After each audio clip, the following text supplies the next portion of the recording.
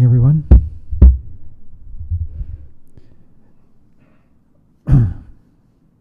Welcome to New York Buddha Dharma. You're new, right? What's your name? Chris.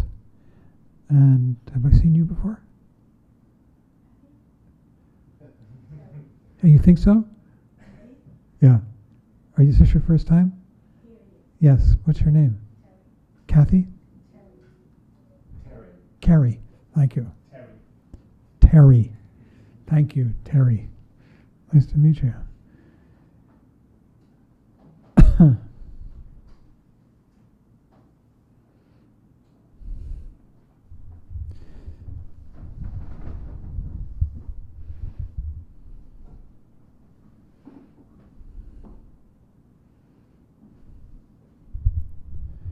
So,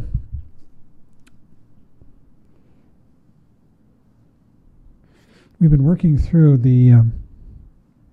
we are working our way through the most basic of the Buddhist teachings, and yet they're also very profound and taught at an advanced level as well. These are the Four Noble Truths, the Four Aryan Truths, they're called. Aryan is Sanskrit, means noble. And when the Buddha achieved enlightenment at Bodh Gaya, he felt that he couldn't communicate what he had seen and understood. And so for some time he traveled around and didn't teach. And then he met up with some people with whom he had practiced and studied before. And at first they thought that he had sort of fallen off the path. They were shramanas, they were sannyasis, mendicants, and renunciates. And he had stopped mortifying his flesh and stopped performing austerities. And so they thought that he had fallen away. And then they took a second look and they realized that there was something unusual about him, and that something had changed, and they asked him for teachings. And so he gave them this teaching, the teaching of the Four Noble Truths. This took place outside of what is now Varanasi, in a place called Sarnath, in a forest called the Deer Park. And you can go there today, and there's a huge stupa, a monument, you might say, that was built to commemorate the event there, and you can circumambulate the stupa. The first noble truth, which we talked about last week, is that there is such a thing as suffering in the world, that our lives are permeated by suffering, and that we spend a lot of our time trying to deal with suffering in one form or another. And in fact, there are three basic kinds of suffering that the Buddha taught about. One is fundamental suffering, and that means birth, which is painful, old age, which is painful, I'll testify, and illness, sickness, and ultimately death. And the second kind of suffering is interesting. It mainly pertains to people who are in moments of happiness. Some people are more happy than others. Some people dwell in happiness for long periods of time. But all things are temporary.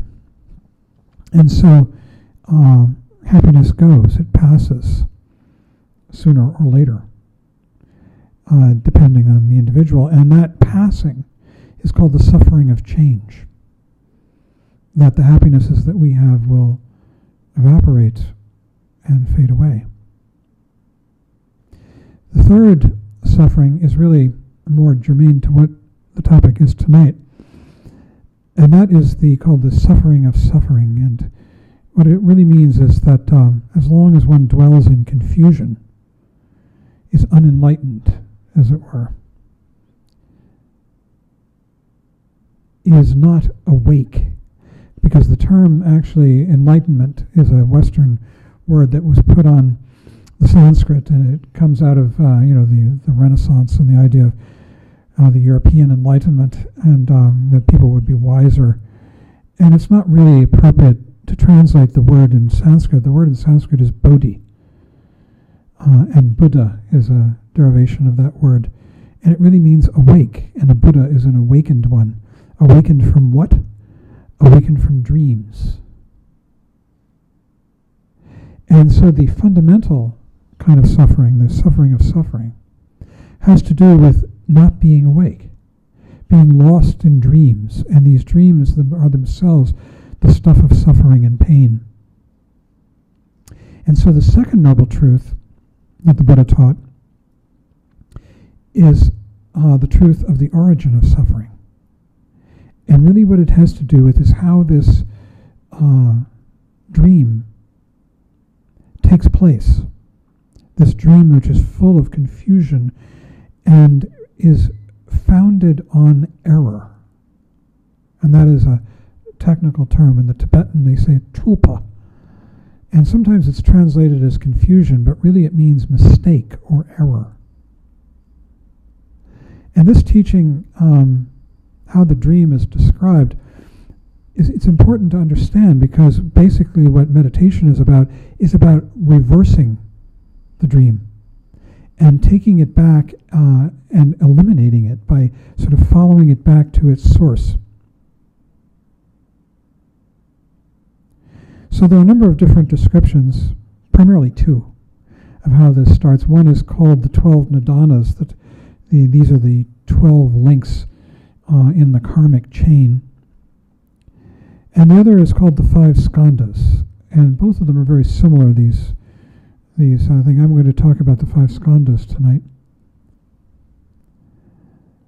And the basic idea is that the fundamental error, you might say, is that we divide our experience into figure and ground. That we are sitting in the middle of a constant presentation. But we don't think of it that way. We think of it as a space filled with things, people, objects, in the middle of this empty space, this room. And in doing that, in thinking of it that way, and in experiencing it that way, we are living in the world of confusion. And because we have lost touch with what is actually happening, and what is actually happening in the present moment is a constant, ever-changing presentation. You turn your head and your experience in the present moment changes. These words come out of my mouth, and there is sound, and then there is silence. Your attention shifts, and one minute you're aware of me, and the next minute you're aware of your knee, and your bottom on the cushion, and the next minute you're thinking about dinner. All of this stuff is happening. It's flowing past us in the present moment. It's like a 3D movie. But we don't see it that way. We see it as a room filled with chairs and cushions and people. And we think, well, these people aren't moving. They're sitting, they're still. But in fact, what we're experiencing moment to moment as I turn my head is now I'm seeing Mike and Christina, and now I'm seeing Rochelle, and there's red, and now there's blue, and it's a constant shifting, fluxing. So the error, you see, is that what we do is in this middle of this huge shifting field of experience, flowing field of experience, we let something stand forward. It's like it becomes a figure against the ground. The ground then recedes and becomes nothing, becomes meaningless, becomes unimportant. And what's important is that person that we're looking at, that we're thinking about, this person, or that cushion, or the pain in my shoulder, or whatever it is that is foremost, becomes the figure, and all else recedes into unimportance. That is the fundamental error that starts the whole problem and the whole process. So it's just like a figure ground problem, you know. I mean, back in the 60s, yeah. I remember wandering around New York and seeing a poster. There were quite a few of them. And you'd look at these posters and you couldn't figure out what the heck they were saying, you know. There was just a mass of colors and lines and all this. And you stare at it long enough and suddenly the figure in the ground would separate and you'd read Grateful Dead playing at the Fillmore East, you know, and the dates and the times. And it was a psychedelic figure ground game, you know. I mean, you've all seen them. So what we're doing is we're walking around and we're separating all this out into figure and ground. This is called the first skandha, and it's called the skandha of form. I'm giving you a more sophisticated version. There's a less sophisticated version that you might hear in other places that comes out of the early schools of Buddhism and is still taught in Theravada Buddhism today. And this version comes out of some Mahayana philosophical schools that developed, about 800 years later in India, especially the school called the Yogacara school. So for those of you who studied Theravada, this might sound different than what you're used to in a description of the five skandhas. And this is a dynamic sort of process description of how the five skandhas evolve. So this first one is that suddenly there is a form in the middle of this flowing space in which it's hard to even point to anything because everything is moving past you so fast. It's like a river of experience in which everything is changing instant by instant, in which nothing has any true substance because it's a constant shifting presentation. You know, now I look at Mike and he's looking at me, and you know, a minute ago he was looking over there and it's a different place, and you know, and I was looking at Michael or whomever, and it's constantly shifting, changing field of experience. But I think of it as Rochelle and Mike and Christina and Wenwen and, you know, chairs and cushions and boards. And in doing that, we attribute true existence to what really doesn't have any existence. And by true existence, this is actually a term in the teachings. The term in Sanskrit is svabhava. And what it means own being. And it has three qualities: that something that has own being doesn't change, at least for some period of time. Like that cushion, it's not changing. You know, it's just sitting there. I mean, you could say, well, it's degrading, you know, I mean, sort of the atoms are they have a half-life and all of that. But that's, you know, you can't see that happening. In your experience, you say, no, it's not moving. You know, and Michael is Michael over there. More or less, he's yawning, but, you know, he's still the same guy. But that's just an idea. That's just a concept, because the experience is that it's just a flowing, constant flux. So we reify things and we make them into existence. And they have these three qualities of not changing, for at least for some period of time, of being independent, and of being unitary, one, single. When in fact, what it is a constant. It's like a computer screen, in where the pixels are changing all the time, you know, and you're getting the illusion of an image going across, a bird flying across the screen, and what's really happening is the pixels are changing, you know, as across that screen. But we say, oh look, there's a bird. Was there really a bird? No. Another analogy for this is that these images that we are reifying are like images in a mirror.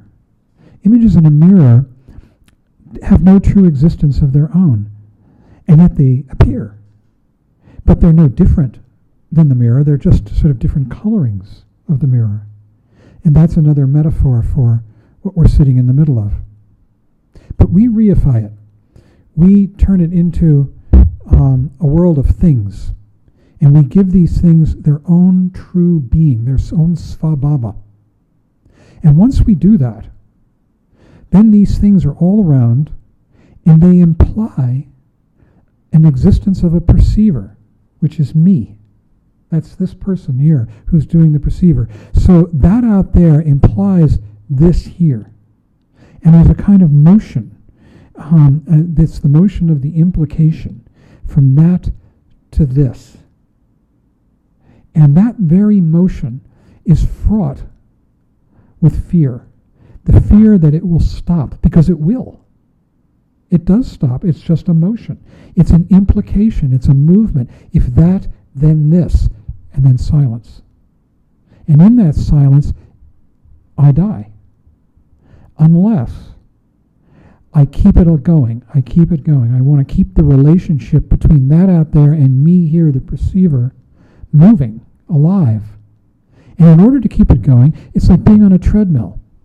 You have to keep in motion. Because as soon as you stop, the whole thing stops. The whole assertion of I and other. And then, that's called meditation, by the way. So what we do is we say, well, if that's there and then I'm here, what is my relationship to that out there? And that's the second skandha. We reach out, having established this polar relationship, that there, me here.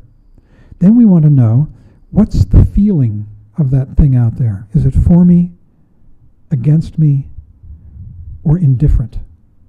And these are called the three poisons. And they're the three types of feeling. And basically, the reason there are only three is because two things, I and other, can only do three things. They can move farther apart, they can get closer together, or they can stay the same distance. When you feel that that other is threatening to you, you want it out of your life, and you push it away. That's called hatred.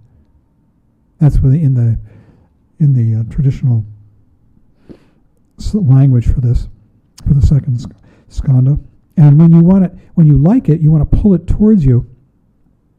Actually, we're now into the third skandha, because having felt these feelings that the thing is either for you, against you, or indifferent, then you want to push it or pull it or stay the same distance. And that's the third skandha. That's when you go into action.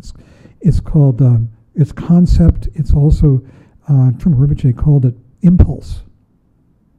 And if you see that thing out there and it's unpleasant, you want it away and you push it away or you move yourself away. If you see it as being for you, augmenting your existence, then you want to pull it towards you. And if you don't see it as being in neutral, then you stay the same distance, you don't care. And you ignore it. So now we got the first three skandhas. Really, babies are born at the level of the third skandha.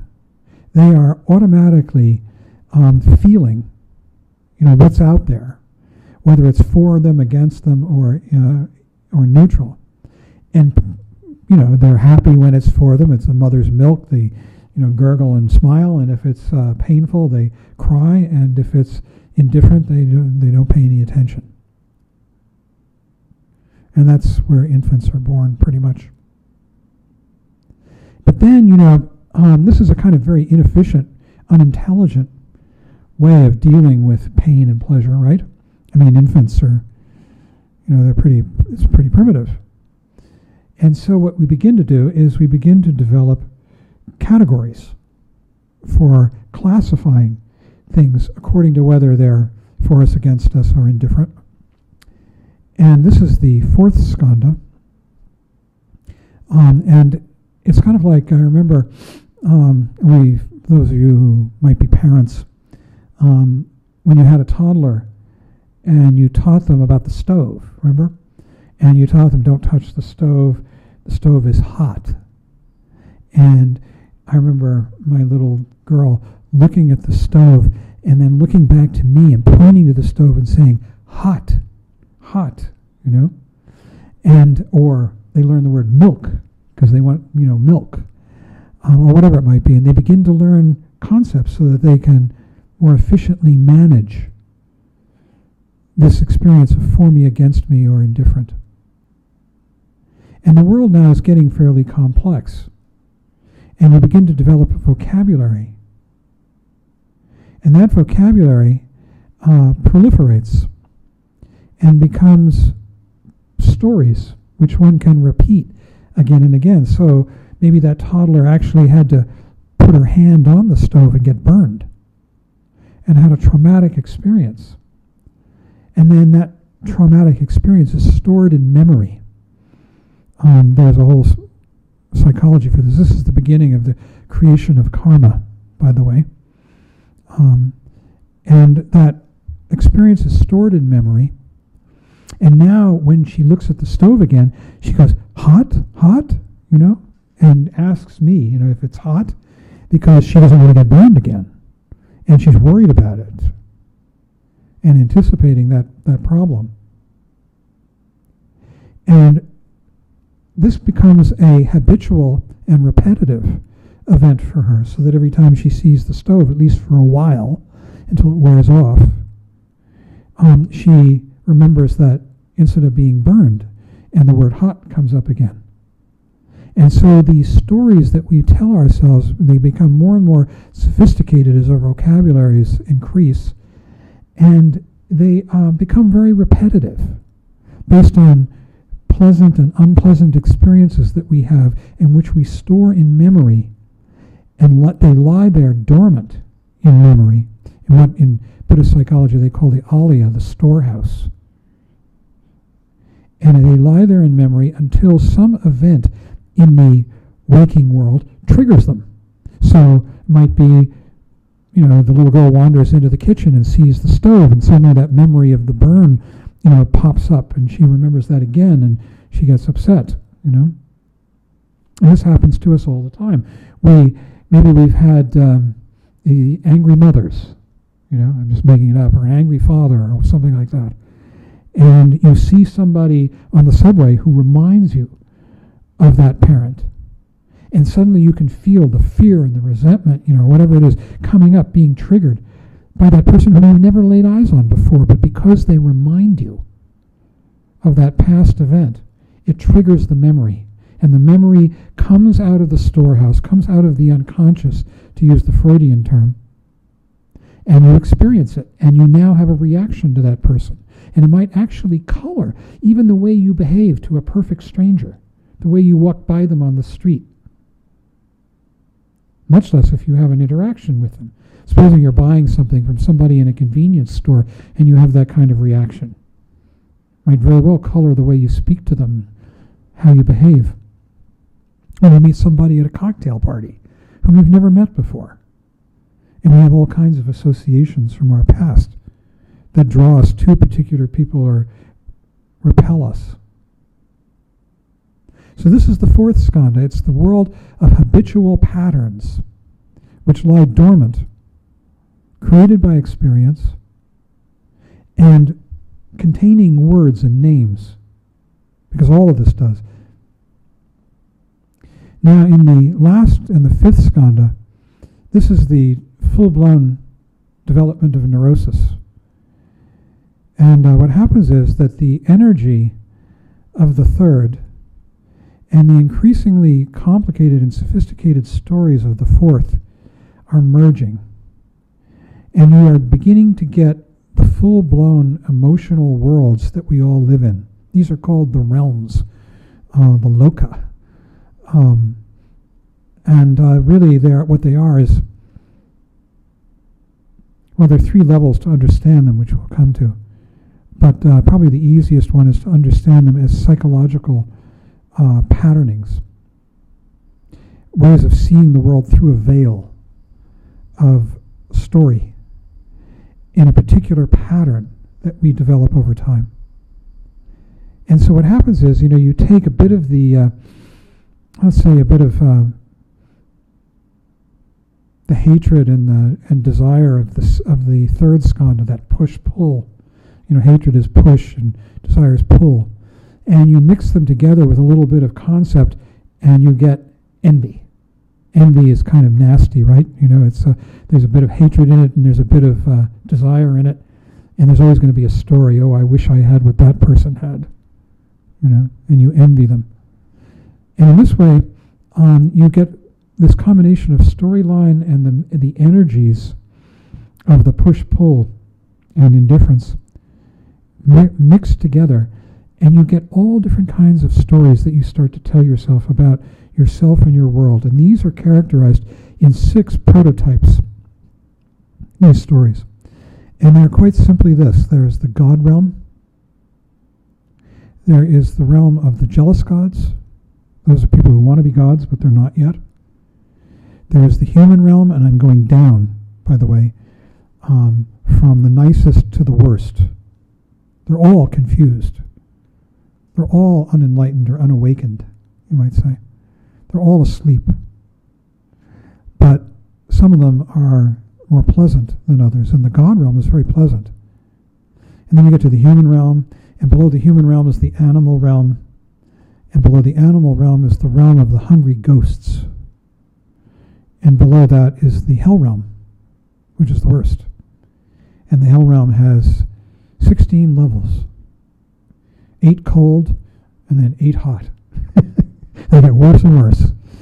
And the hells are really, really nasty. Because what the hells is a place where, and you've seen people who are in hell, they're the people who are walking down the street yelling, at nothing, seeing things that aren't there, frightened and angry, and worse. They used to be in asylums and padded cells, because people who are in the hell realms live in a world of intense threat and pain. There's so much threat that the world is very hot. It's heated. And they are very angry.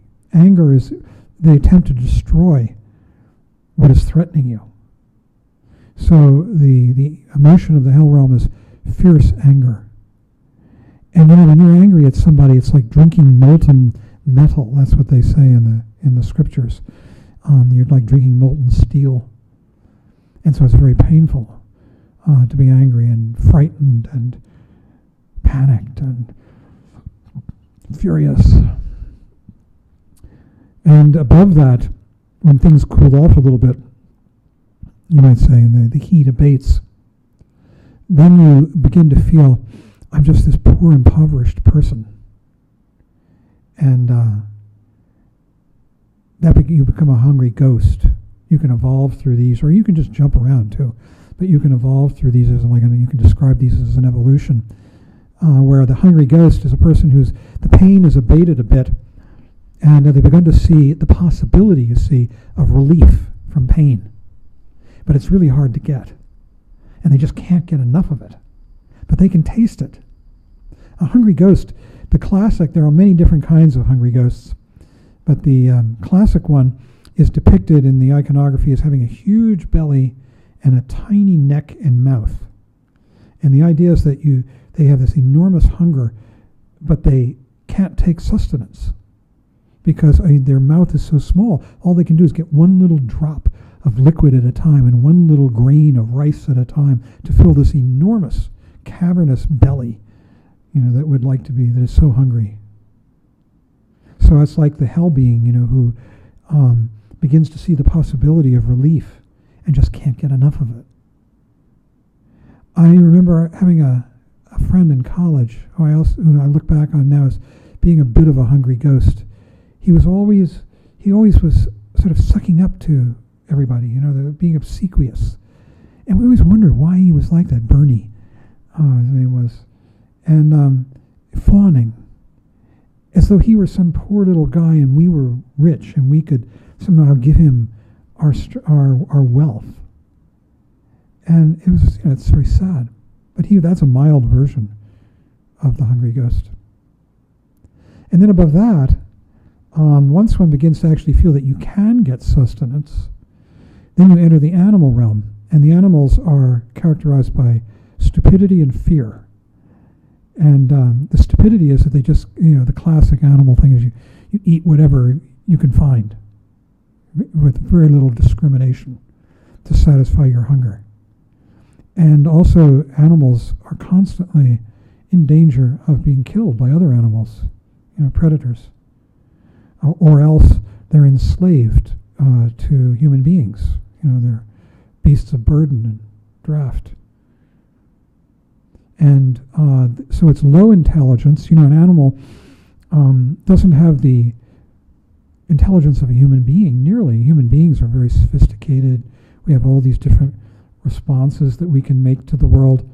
Like a dog, basically, what does it do? It pees on it, it licks it, it jumps up on it, it barks, it bites it. It's got a really pretty limited range of response compared to a human being who might, sip this wine and slush it around in its mouth and go to the opera and discuss, the fine points of Puccini versus Wagner or whatever it might be. So animals are much less intelligent. And then the human being is much more intelligent. And because the human being has the ability to discriminate, to savor, to be a connoisseur. And really the human realm is the most desirable realm of all of these realms. It has, and the reason it's the most desirable is it's the only realm in which you are likely to tread the path to freedom from the realms. In all of the other realms, you're going to be pretty much stuck. And the reason is that the human realm has enough intelligence, enough pain to motivate you, enough pleasure and ease so that you've got the time to tread the path. You're not like an animal sort of constantly worrying about your very survival, much less a hell being. And really, it's the only realm where you are likely and able to work on yourself and to pursue a spiritual path and maybe get out of this whole mess. The realm above that, let's go to the God realm. That's the highest of these realms. The God realm is the realm of pride. That's the emotion for the gods. And it's the realm of pleasure, intense pleasure. The definition of being a god is that you've got it made and you know it. I mean, you could be living in utter squalor, but if you think you've got it made, you're a god. It doesn't matter. And it's much less, and you could also be living in complete luxury and be a hell being. There are people who kill themselves, movie stars and all kinds of people who get very neurotic, even though they've got enormous wealth and things that we think should qualify them as gods. So it's really a state of mind. The state of mind is, I've got it made. And they say of gods that everything they see is beautiful, everything they drink is, like ambrosia, everything they eat is just fine food. They make love with a glance instead of having to do it the messy way that human beings do. It's a wonderful place. Everything they smell is perfume. Everything they see is beautiful. Now the jealous gods are interesting. They are very, very bright, very intelligent. And this is the realm above, between the God realm and the human realm. And they want to be gods. That's why they're called jealous gods. The word is asura. Actually, asura means warrior. But they're jealous of the gods. They're not in the God realm. And the gods actually have a big wall up around heaven. And the asuras can't get in. And they want to get in. So they are warriors. They are storming the gates of heaven. They are going to get in to heaven and kill some gods and take their places. And so they're jealous. They're constantly jealous, and they're fighting. They're warriors. I think of people I've met on Wall Street and in the financial business as jealous gods. A lot of them, they're fierce. They can be really fierce, those guys. Cutthroat warriors and dangerous. But there are lots of places you can find jealous gods. Now, there are three ways to take these realms that I've just described. If you're a traditional Buddhist and you believe in rebirth, and I'm not using the word reincarnation, because reincarnation implies that there's something that exists eternally, an I. But remember, we started out with the idea that there is no such thing as an I or an other. It's just this constant fluxing, and that the idea of an I is a mistake. Right? So, but if you are a traditional Buddhist and you believe in rebirth, and rebirth means that really it's just that everything is constantly dying and changing and being born. So right now, these words are coming out of my mouth, they die. New words are born, they die. You know, as you look around, the green of, I forgot your name, sweater? Chris's sweater. And now the blue of Michael's shirt, they're born and then they die as experiences in the present moment. Everything is constantly being born and dying in this present moment. A constant arising and passing away in the present moment like that. And the Buddhist notion of rebirth, a physical rebirth, is simply that everything is changing. And the gross death of this body is just a grosser example of the death that we are experiencing all the time. I mean, in large ways and small. If I look at myself as I was, a picture of me when I was a child, and I have one on my dresser at home, a little thing, I was sitting on a hobby horse. I can see the child, in the adult and the child, I can see the resemblance. And yet, there is not a cell in my body that was there then. Not a cell. Everything has died and been replaced. There's this constant process. And so, at the first level of understanding these realms, in the fifth level of the fifth skandha, this level of confusion,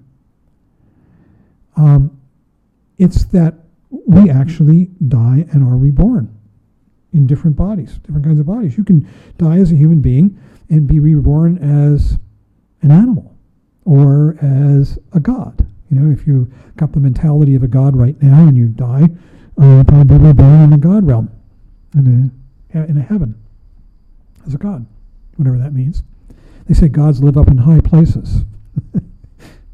When Tibetans go over a mountain pass, I actually saw this in a movie with Sean Connery. He did this. It was amazing. Rochelle will know this immediately, and Michael maybe. But they say there's a chant, a war chant, that's very Shambhala Buddhist chant. They go, Kiki, so, Ashe, Hla, Gyel Lo. And Kiki, so, actually what they just say is Kiki, so, Hla, Gyel Lo. And Kiki, so is like a war cry. You know, sort of, Eureka, wake up. And Hla, Gyel Lo means victory to the gods. And that's what you say when you go over a pass in Tibet, if you're a traveler on foot, you know, or on horseback, traveling over. And I saw Sean Connery do it in some movie. It was set in India, and then he traveled into Tibet and went over an Himalayan pass and with a bunch of Sherpas, and they all cried that out. So that's where the gods live. They live up on high places. So you could be reborn. Now, a lot of people here won't say, well, you know, I don't believe in rebirth. And that's fine. The second and third levels of understanding these are this: that you can have the mentality of a realm for a long, long time as a human being. You can be and generally we do. You could be a human being. You could also be a hell being, and there are people who are in institutions or need to be in institutions who are living in hells, and they'll stay there for years and years in those psychological states.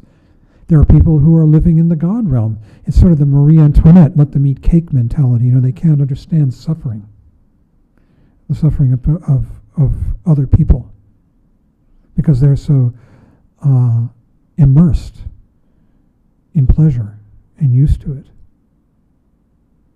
And you could be a hungry ghost, and then you become, who constantly feels he's hungry. You could be an asura, and you've met them. They're warriors. They're out there to get rich or get famous or get happy or get sex or get whatever they're after. And they're going to do it by hook or crook, and they're warriors about it. And you tend to stay in that mentality for a long period of time. So that's the second level of understanding the realms. The third level is very simple, that in the course of the day, you can move out of in and out of your version of a realm. You can get hungry, and you feel like, I'm impoverished. Oh, I'm around, maybe you're with a bunch of celebrities, And you feel like, oh, I'm nobody. I'm just this little wretch. And then you're a hungry ghost. Or you might get really happy and people are telling you you're great. That you're a fabulous whatever you are, and your pride swells and you feel happy and puffed up and you're in the God realm a little bit. And these are short-lived. So these three levels. And this is the origin of suffering, because all of these levels, you see, really the core of suffering has to do with belief in me, belief in I and other. And as long as we make the mistake of believing in this, and we do, then we are going to spin out this whole structure with stories of all kinds about ourselves and our problems. And really what the Buddhist path is about unwinding this, dissolving it, getting back to what is truly real. And that is what meditation is about. And ultimately, what meditation is about cutting through this belief in I and other. And the way in which we do it is very simple. All we have to do is come completely present. When we wake up into the present moment and stop thinking, even for a second, the realms are gone. The realms only exist in thought. As soon as we start thinking, watch yourself as you think. When you're telling yourself a story, and you're walking down the street and you're having a thought, doing it now, whatever, as you pee, whatever, you're washing a dish, who knows what you're doing? It doesn't matter. We have these thoughts that come up, and they're always about me, and they're always, one way or another, about some form of self-aggrandizement. That I'm going to get something, or I'm going to push something away, or I don't care about something, and have some kind of emotional story about it. And we're lost. We're in a dream. And then all we have to do is practice mindfulness.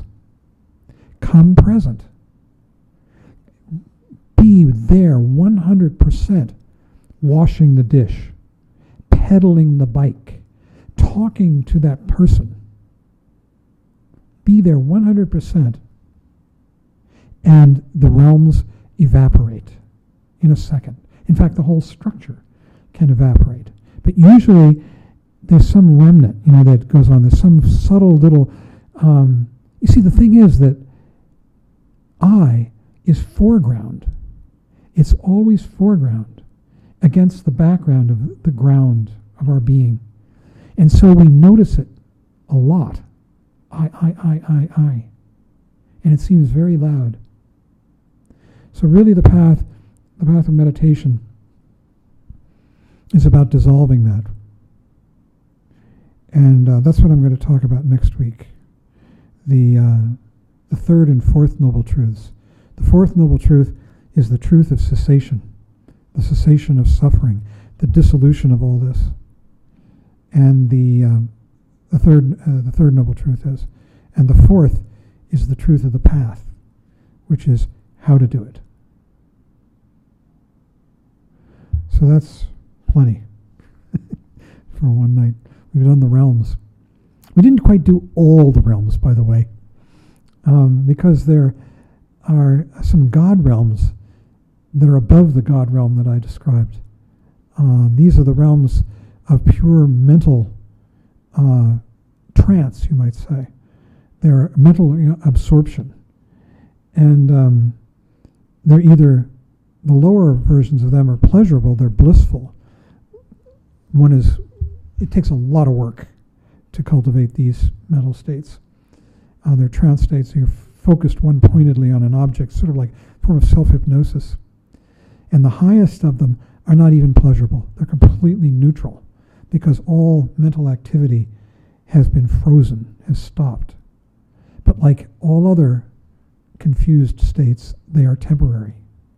And they're very dangerous for samsaric beings, because you can get stuck in them for long periods of time. And then the exit, when they finally wear out, as all things must, all created things will change and die, the disappointment can be so great that one can be plunged into the hell realms. That's what they say. But we didn't go into that too much. Those are the upper God realms. And it takes a lot of work to do those. And they aren't taught really in Buddhism. They're mentioned. I asked Trungpa Rinpoche once if it was ever useful to practice those meditations that produce those upper God realms. And he said, yes, but only after you have a thorough understanding of reality, of what's real, of emptiness, of egolessness, you might say. And I said that. So then I asked him, I said, well, why would you do it then? And he said, cryptically to me still, to achieve flexibility of mind. Sort of like doing mental gymnastics, I guess. So I'll stop there. And we can have a discussion, if you like. Jonathan. Hi. There's a mic. Oh. Yeah, that helps. Press it hard until it goes green. There you go. There you go.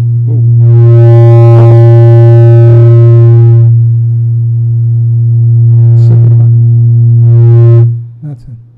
Okay. We good? We're good. First, thank you. Second, I have two questions, I guess. One, we were hanging out with Derek on Wednesday, and he was reading to us. Oh, boy. And he came up with this snippet of an idea about there being radiation without a radiator. And we kind of asked him about it, right? Oh, and I think he copped out by saying it was some kind of koan.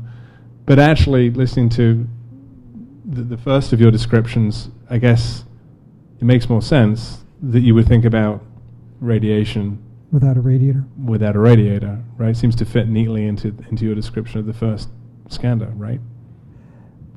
I think it's before the first skanda. It's a description of what's real. That all of this is radiating, stuff. I mean, what was the context? Do you remember? I don't recall. He was reading from a book, but I don't recall which or what the subject was. It was a lengthy passage of which that stood out as being super cryptic, and so we kind of noodled on it a little bit. Uh-huh. But we ended up having a discussion about the merits of having questions which aren't meant to be answered directly with a succinct response, more to stimulate kind of the active thinking, because the seeking of the answer itself was the wrong approach in that situation. So it was more of a meta discussion as opposed to the concreteness of it. Mm. But I felt like you kind of addressed maybe the concreteness of it, in a sense. I still struggle with the idea of radiation without a radiator, but I feel like I'm getting closer to it after listening to your narrative. I think that you could approach it by sort of wondering where all of this comes from. Right.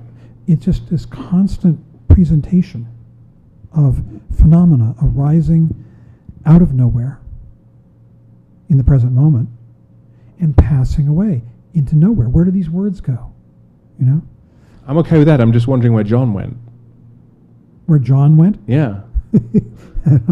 Yeah, John's still up here. Right. Unfortunately. Yeah. But I mean, yeah. Anyway, it's very miraculous, all of this, and we take it so for granted. But it's this gorgeous, extremely colorful, vivid presentation that we live in the middle of all the time.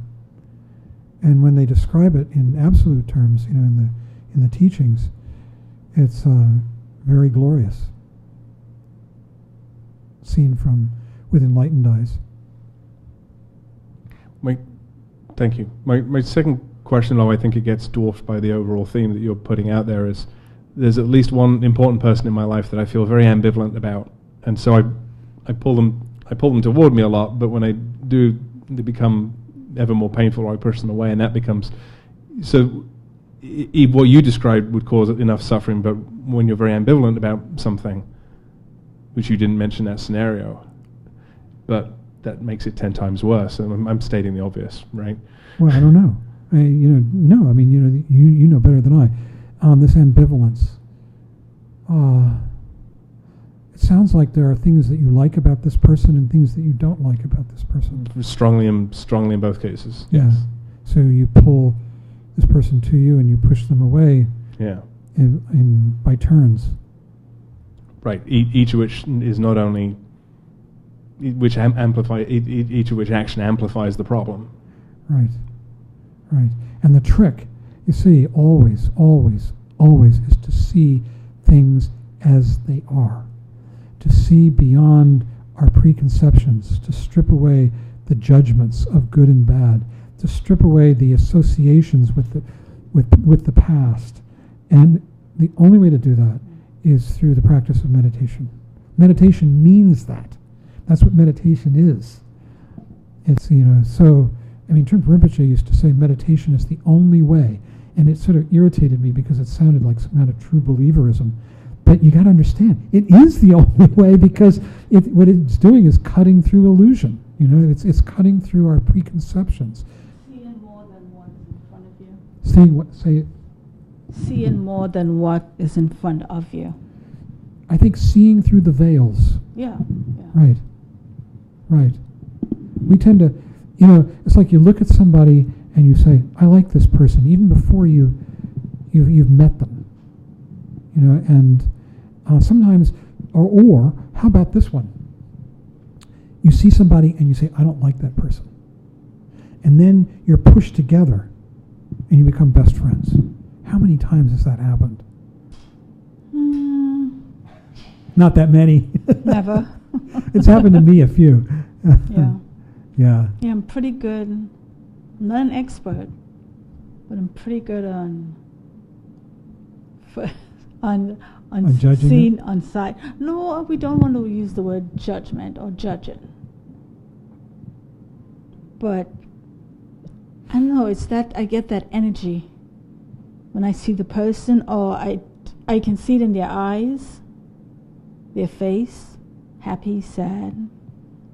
And you can be smiling but still sad. There's still sadness, There's that too. Yeah.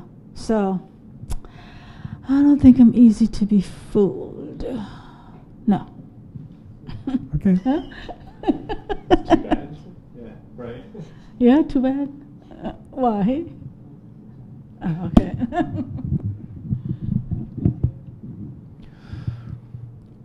I always find the neutral part to be the more mysterious one. To be attracted and repelled is I know what that's about.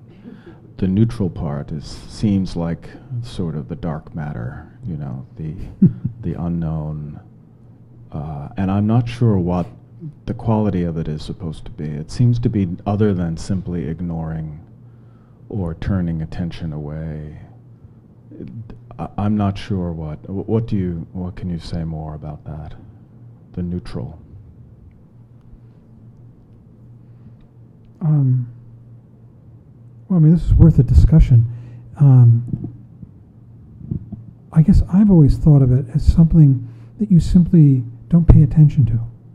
You ignore because it doesn't repel you or attract you. Either one. And so it's neutral. Now, if there's something more to it, that would be interesting. But I'm not sure. It seems that there's a lot of that, but by its nature, it's not so visible. Well, by very nature, because you're not paying attention to it. It's like you walk down the street, and all the things that you don't see, because they simply aren't for irritating you or seducing you.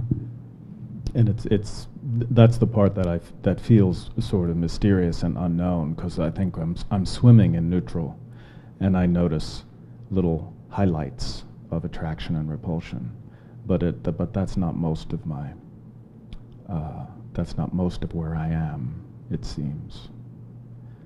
And there is something about how the neutral experience can become pathological. There's a quality of pathology around not caring, apathy, anhedonia, not finding pleasure in things. So there's seems like it's a very spacious place and potentially very large. And I just am, I always worry that I'm missing something. And by definition, what is neutral is what I'm missing. Mm-hmm. And so I take the opportunity once in a while to ask people to tell me more about it because I don't want to be missing it. Well, don't you find that sometimes you could be having an experience, and there's someone standing right next to you, and they're witnessing the same thing, but they're seeing things that you're not paying any attention to. Mm-hmm.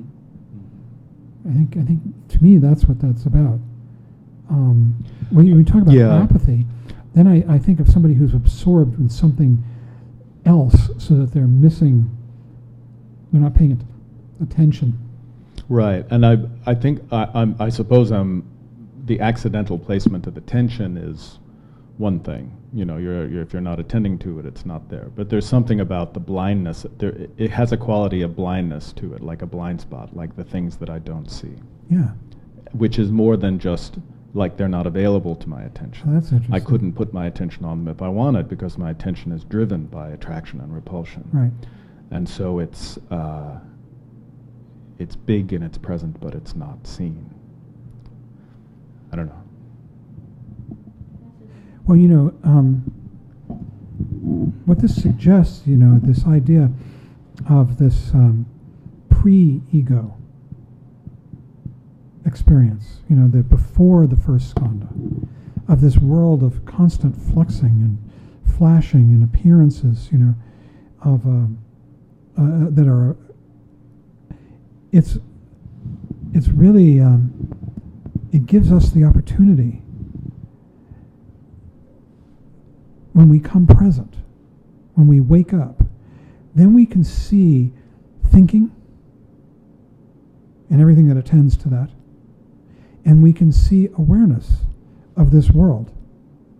And we can let go of the thoughts and come back to the awareness.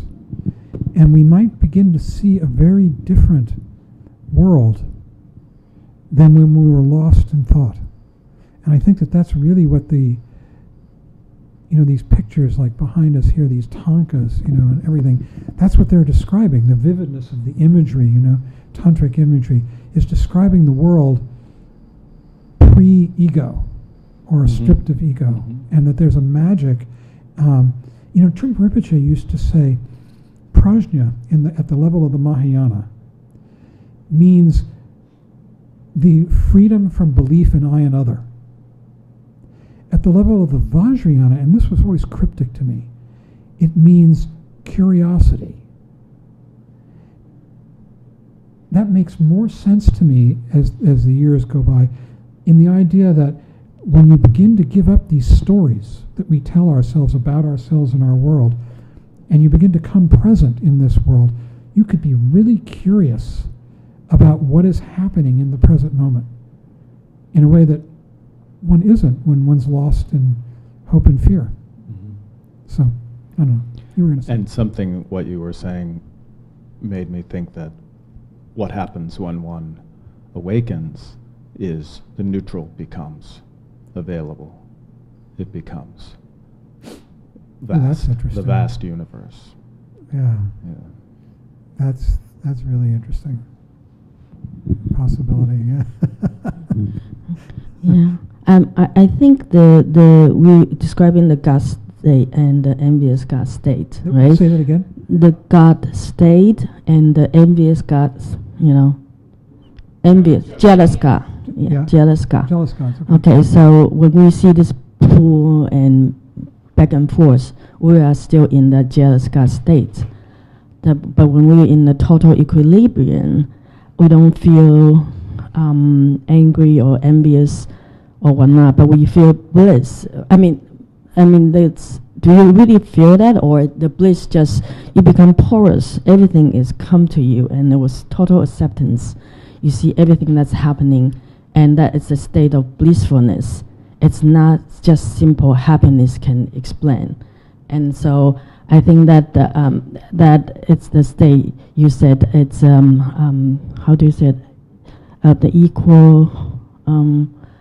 That's the neutral state. Yeah, and the neutral state that you don't. It's a state you don't put judgment on anything, good or bad or not. You know.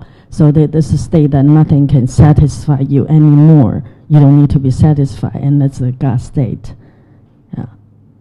So and in that state, there's just so much space in between things, and the flow between surfaces, that you have so much space between surfaces. Okay. Well, maybe we should end here. And what do you think? Everybody satisfied? Yeah. When I pull the cake towards you? Oh, okay. Okay, so then definitely we should end. Okay, I don't think we have any announcements or anything. So we could just close with a bow.